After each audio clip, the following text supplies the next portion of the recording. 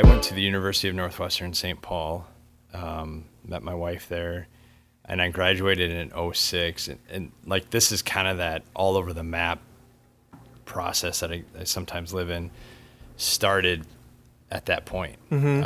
So my freshman year, I went into Northwestern, and I was like, I'd worked at a bank in high school.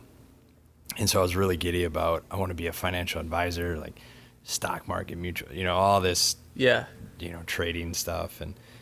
And I got halfway through my freshman year, and the faith component really kicked into high gear for me. And I took another step within my faith walk, and really felt like this desire to serve and do something that I felt like would be a little bit more meaningful and not chasing a dollar. Because the financial thing was like heavily money driven? Yeah. Okay. Yep. Like, they make, good money, blah, blah, blah. Yeah. So I actually switched my major to social studies education. Okay. Switched into, wanted to teach. I loved U.S. history growing up. So the goal was I want to teach 11th grade U.S. history, and I want to coach baseball. Like, I want, I love suburbia the life. swing on the spectrum. Yeah. I mean, it is.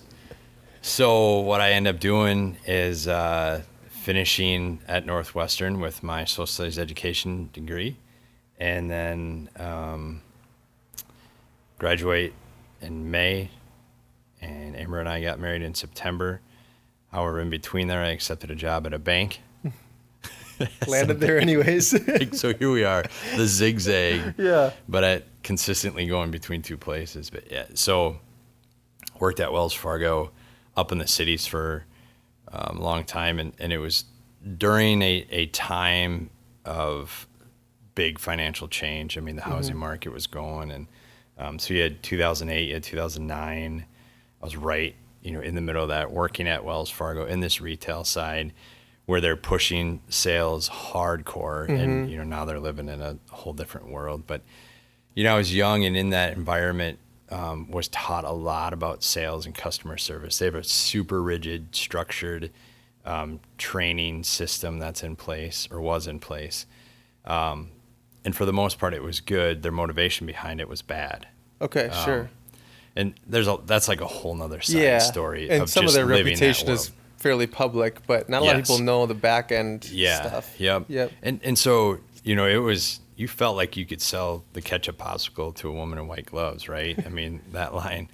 And so I learned quite a bit from there, but I also saw a lot of really awful things that just weren't right. Now, I wasn't part of anything illegal, but it was a weird time. Yeah, it gave you kind of like a check. Yeah. In your gut. Yeah. And so I went to Wells Fargo, and I said, I need to relocate somewhere out of here. I need to get out of the metro area. I enjoyed working for Wells Fargo, and I enjoyed what I did. And they're kind of going through their shifts too. And so we were offered Mitchell, South Dakota, or Marshall, Minnesota. And we still had good connections in the cities. Amber's family lives in Mitchell, which is super, crazy that's how that got connected.